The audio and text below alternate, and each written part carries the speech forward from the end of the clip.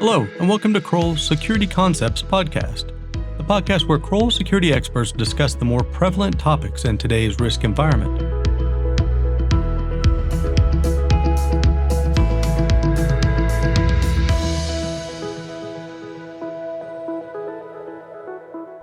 Today's podcast is one about a very fast-growing business segment here at Kroll, and that is the recreational cannabis business and how we go about helping our clients manage the deployment of and protection of their cannabis businesses to comply with local jurisdictional guidance. To discuss this topic, we're bringing in Danny Linskey, who you know from previous podcasts as the former Superintendent-in-Chief of the Boston Police Department. He also manages most of the relationships with our recreational cannabis clients and is our expert in the overall security program development for these clients. Welcome to the podcast, Danny. Thanks for having me, Jeff. It's good to have you back. I think the question that's on most people's minds when they read your bio and look at what you're doing today is how do you go from the Superintendent-in-Chief of the Boston Police Department to the authority in recreational cannabis and the security of and compliance with jurisdictional programs? Yeah, it's been a long journey, kind of like turning a battleship around. So let me just, my career, a lot of my career was involved in drug enforcement, either working as an undercover officer or running undercover squads and doing a lot of drug enforcement with federal authorities, ATF, FBI, DEA. So when I was chief of police and they proposed legalizing cannabis in Massachusetts, I stood on the State House steps with 100 other police chiefs, the governor at the time, and said, we don't support this. We think this is bad. We're going to see an increased use of this product by youth. We're going to see violence go up around areas. We're going to see break-ins and car breaks, and it's going to be a problem, and we shouldn't do this. Well, the good citizens of Massachusetts disagreed with me, as they disagree with a lot of the things that I vote for, and they voted in favor for it. I had just finished up with BPD. I'd gotten we'd gotten the Zanaev case and the Boston Marathon bombing case to the U.S. Attorney's Office. The prosecuting was starting. And I had 28 years and decided I was going to go out on my own and do some consulting and started a consulting shop out of my house. And it was great because I, worked for a good guy, worked for myself. And I had my little office space and I had flexibility with time. And my neighbor, who'd been my neighbor for 20 plus years at the time, was a 40 plus year school teacher. And she was riddled with lung cancer. And she had no family. And because I had flexibility in my schedule, I was able to take her to her medical appointments or chemo and radiation treatments as she tried to fight the cancer. And I watched my friend and neighbor waste away. And I watched a lot of pain and suffering that was needless. She had no appetite. And I came to think that maybe, and started to see that there might be a benefit to the medical cannabis space and that maybe I had made a mistake in that realm and that, there was something to this. There was some medical benefits. I mean, it's a lot better for patients than oxycodone and fentanyl and all these horrible things that are causing overdoses. So as I was starting to turn around my thinking, I had a client approach me right as I came to Kroll. I'd done some work for DOJ and the State Department, and then Kroll had recruited me, and I was just about to come on board, and a client came and said, "Are you doing cannabis?" I asked, my boss at the time if that's something Kroll was doing, and they said, "Yeah, as long as it's legal in the state that they're operating in, we're okay as long as we follow all the rules and regulations." I still needed to get my mind on it. I called and reached out to the police chiefs of the various cities and towns who had dispensaries in Massachusetts and said, how bad is it? How many arrests? How much of this stuff has shown up in your high schools? How prevalent is your time being spent to deal with these, eyesores and problems in your communities? And what I heard resoundingly was, no, it's not an issue. In fact, crime's gone down in and around our dispensaries. There are areas that are now populated. They've got people coming and going. The cameras have been helpful in other crimes that occurred. A vehicle fled a scene, and we were able to get a serial home burglar. They got the vehicle plate at the cannabis dispensary's camera as it fled the scene from a burglary a couple blocks away. So with that, I started out with my first client, and I looked at it, Jeff, that I didn't set the laws or the rules before when cannabis was illegal. There were rules and laws, and I enforced them. That was my role and function. These clients are investing tens of millions of dollars in some cases, and the rules have been changed. And it's my job to make sure that the client, who is ultimately investing a lot of money and a lot of sweat equity into these facilities and locations, that they stay within the rules that are currently in place by the local cannabis control commissions and state regulating agencies. And that's what my job is, to make sure that the 22-year-old kid who is not as invested in the $20 million raise of capital to put a cultivation site doesn't do things that violate the regulations that would wind up causing the clients to lose their investment. And started out with one client, was pretty successful, and quite frankly, through word of mouth, we're now in 4 or 5 states with probably 25 plus clients, and nearing 100 locations that we've been involved with. Fascinating backstory. It's really interesting to hear a little bit more detail on what opened you up to this, and how you actually feel comfortable at working in this environment. And I know from past experience working on some of these projects with you, it's a very intriguing business line. It's one where there are a lot of regulations, there's a lot of need for compliance, and there's a lot of hurry up and get things done because everybody's rushing to get into lotteries and things along those lines. So it's a very interesting type of business that we do that we haven't done historically long term. When it comes down to it, what exactly are our big ticket items? What are the big things that Kroll is doing for these dispensaries and these owners to help them manage all of this risk? I mean, some of the things were kind of soup to nuts. It was kind of an airplane that we built it as we were flying. It started out with, can you draft a safety and security program for us? And can you design security for our facility? So, working with our team in the SRM space, sat down, looked at the architectural design of it. How do we do crime scene prevention through architectural design and environmental design, and make it less likely to engage in criminal activity, not a place that's going to allow dark spots and people to hide out and bushes that people could jump out from. So it was very much the same thing we do for other clients. It was security and safety planning, and we got that going working with first client. The thing that's amazed me in the space, a lot of the clients we're working with come in two kinds. They are patients who use cannabis to get relief from their ailments. One I know was Crohn's disease, another had MS, and other ailments that are out there. And they've gotten into this. A lot of them started out with a medical bend, and then recreational became legal because they want to help patients and provide medical care to people who need it.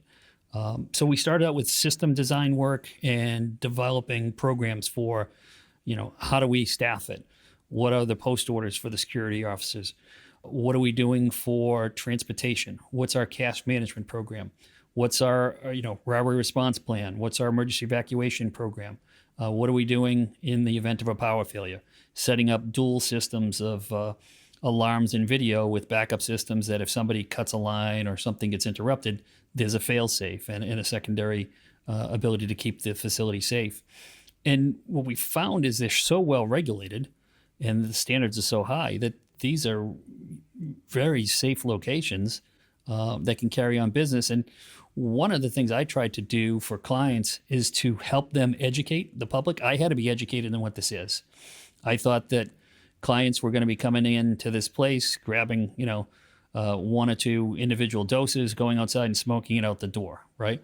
That's not what any of these places allow. In fact, smoking in and around the property, even if it's cigarettes, is prohibited and can cause you to lose your license. So I did a lot of work up front with clients after we developed a security program. And all of the clients at Kroll, we've had them agree to a good neighbor policy. Whatever the law is in the state or local jurisdiction where they are, most states it's pretty similar, right? You can't divert the product to anyone who shouldn't have it, which is usually underage people. You can't use this product if you're operating a motor vehicle. There's manners to store and transport the product. You can't use this product in public in most places. So our clients all inform the customers of those standards. And what they say to the communities that they're cited in is that they're going to hold customers to that standard. So, for example, if a customer comes in and makes a purchase in one of our client stores, goes down the street to the baseball park and decides to use the product and smoke it in a public area, and we become alerted to that, whether that's through a police intervention where the police stop them and find out they just came from our store, or a neighbor takes a picture and then sends it to us and says, was this one of your customers because he's, using this inappropriately in the children's park? If we can identify that as a customer of ours, all of our clients have agreed that that person will be trespassed from the property. We don't want them back, because we're asking communities to give the clients a chance to set up a program that, the majority of people voted for, but many people still have angst about. And if people voted for this and the question was, do you support cannabis being sold within 500 feet of your home, it would have went down 99-1, right?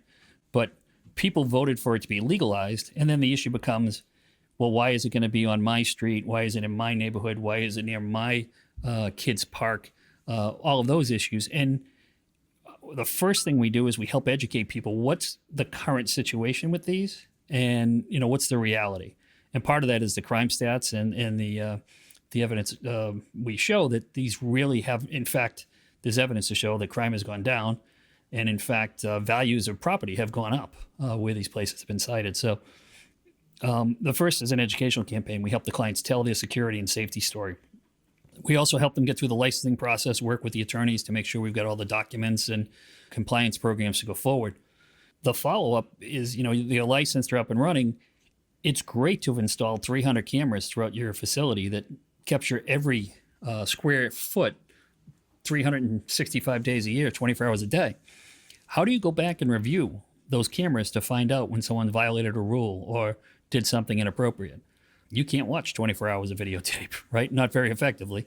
So having secret shopper programs where we go in and we test the security staff to make sure they're following the process and the procedures, having our team go in and grab video and looking at random hours and random shifts and seeing if the rules and regulations that the client agreed to in order to be licensed in the community that is allowing them to put their product for sale there are being kept. And they're being kept not only by the owner, who's got a massive investment in this, but by the clerk at the front desk. And that way, we can make sure our clients are compliant with, best business practices and compliant within the jurisdictions that they are working with to keep their license going forward and getting it renewed. And the other issue is diversion, selling product, looping, where people are coming in and doing multiple sales and then going back out and putting it on the black market. Those are all things that are going to get the attention of federal authorities. And, federal authorities could come in any day and take enforcement action against anyone in this business, anywhere in the United States. They have chosen not to, previously under the Kroll agreement. Now that agreement is no longer there, but the U.S. attorneys have kind of said as long as people are complying with the state regulations and doing things appropriately and not diverting product and the other issues that are cause for concerns, then they're not going to come in and take enforcement action. So you want to make sure that your client isn't put in harm's way by employees who don't understand that you want to do things, not just comply, you want to exceed compliance levels and make sure that you are operating very efficiently, effectively, and with high ethics and following all the rules and regulations. So basically, we aim to exceed at every level where we can so that we can make sure that both the community feels more comfortable and some federal law enforcement agencies would feel fairly comfortable with how the operations are going, how they're managing their supply, their sales, everything along those lines. So we take that extra step because there's no reason to just hit the bare minimum. You might as well make sure that you're above and beyond, and you could be the exemplar for how you're supposed to secure and remain in compliance with your facilities. Makes a lot of sense to me. So Danny, what other parts of the Duff and Phelps overall family do you bring into cases like this to this type of client to work on projects? Jeff, we've got several lines in Kroll and Duff and Phelps that do work in the cannabis space and can be very helpful to clients. And I think clients like it because it's one-stop shopping, right? Our cyber team. Cannabis, like every industry in the world, is targeted by cyber criminals. They've got debit card information. They've got personal information. Individuals who have signed up to get alerts that are using this product that might not want that information out publicly. They have trade secrets and the manner in which they grow their products and process their products and All of that is things that can be targeted by cyber criminals, and even the cultivation facilities. There've been instances of people trying to go in and shut down the HVAC systems, turn off the electricity, turn the lights off, and impact a crop, which can be worth millions of dollars to somebody who's in the space. So cybersecurity is just as prevalent in the cannabis world as it is in the other businesses that we deal with. And the Kroll team has been able to assist some clients through that process and make sure they're keeping their company as safe as they can. The other, area that we Duff and Phelps can be helpful is the valuation process. So we're, world experts at valuating businesses and what businesses make and don't make, and the forensic accounting work of how much is actually EBITDA and what the value of the capital is in a business. We do that a lot for insurance companies. There's value to cannabis companies. Now, I will tell you, everyone thinks that you're going to open a cannabis company and you're going to be a billionaire. And then guess what? Licenses go out, and there are now 100 people in the Boston area competing for what was a market of one when the first one opened, right? So that share of the market goes down, the business goes down, you don't have the footfall. A lot of times, first-time investors, entrepreneurs get in the space, get up and running, get operating, and then they bring in outside resources for funding. And those outside funders want to know, what they're buying. How much is the cultivation facility worth? How much is the water reclamation system worth? What's the dollars on the crop should it fail? What are insurance companies valuing the property and the entity as?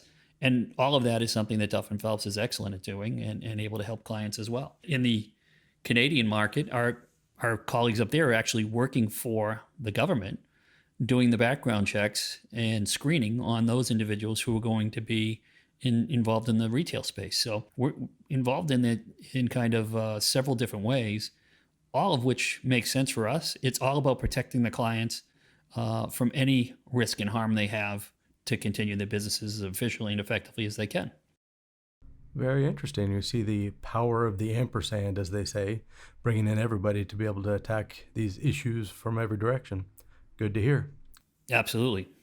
And we're starting to see, Canada is exporting cannabis to countries like Israel. And Israel has a huge 20-plus year lead in medical marijuana research. So this is starting to grow internationally, literally and figuratively, and business opportunities between countries and companies in different countries. You need to have somebody in the local country who understands what it means to set up a highly regulated, controversial business and do it in an effective and efficient way while staying out of regulators' harm's way and making a profit for the company and keeping everyone happy. Are there any takeaways essentially about, the big issues that you do see some of your clients hitting, whether it be community involvement or anything like that you want to kind of impart on us? So you need to go out and meet with the community. You need to educate them, and you need to take their issues and complaints seriously. This is a big deal for a lot of people, and you're asking to come into community and do business, and you want to be a good corporate neighbor.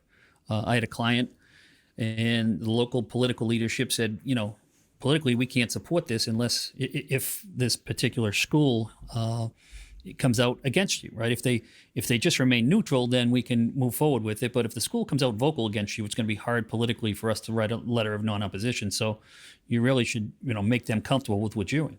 We met with the headmaster and, explained my background. We put out the security program, put out the plan. He, quite frankly, said, I don't want this in the community, but I know it's going to come somewhere in the community. You guys, whether it's this place or another place, it's going to be located somewhere. I want to make sure that whoever's doing it is going to be somebody that is responsive when an issue or concern arises to us. And he said, for example, you are proposing 8 a.m. to 8 p.m. operating hours. Well, my kids get off the bus at 8 a.m. and school starts at 8:30. And, I'm really concerned about them getting off the bus, a block away and hanging out at your location and trying to get somebody to go in like they do at the liquor stores and get an adult to buy them product and, bring it into the schools. Would you consider changing your working hours? And, the client, there was a no-brainer, right? Absolutely. Why? Yeah, we can start at 8:30. That's not a problem. He then said, well, my kids get out at 1:30 in the afternoon. And again, same concern. Would you ever consider closing for lunch and having everyone eat lunch for, 1 hour during or half hour when my kids are from school back to their homes and through the neighborhood, and that way they're not hanging out in front of your store? You know what? If that would make you comfortable, sure, absolutely. We don't want kids to be involved with the product. Kids, the legalization should be clear.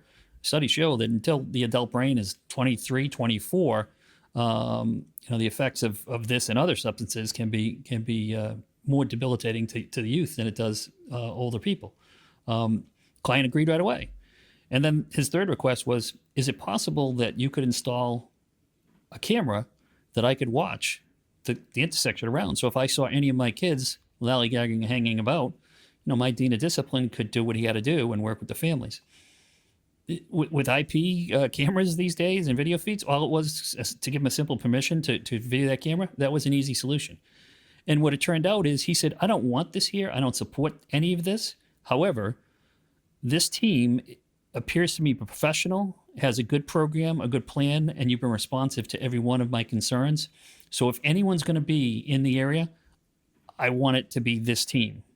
So it was wasn't the ringing endorsement we had hoped for, but it was a non-opposition that, quite frankly, convinced the political leadership that we could move forward and keep the community happy, deal with their concerns, and the client was able to open in the community.